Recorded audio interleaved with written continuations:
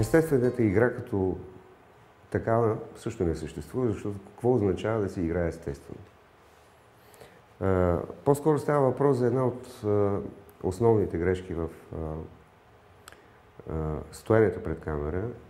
Тя е психологическа грешка и ние наричаме на професионален език показване. Още се казва игра на представа. Тогава казваме, че има измислен персонаж, а не реален персонаж. И ето виждам тук една реплика на екрана.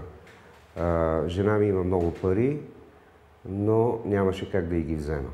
Ако аз искам да го изиграя, например, Машкаров, жена ми имаше много пари, но нямаше как да ги взема. Нали? Аз ще го направя машкарски, ще го вложа в собственото си клише за какво е това машкар. Ако искам да го изиграя зловещо, аз ще го видя като зловещ, ще го представя като зловещ и непременно ще го изиграя. Жена ми имаше много пари.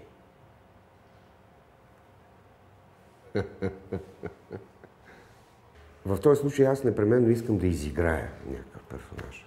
Да го изиграя. Което е коренно различно от това да бъда такъв персонаж. За да избегнете тази грешка, има един единствен начин да се направи и то е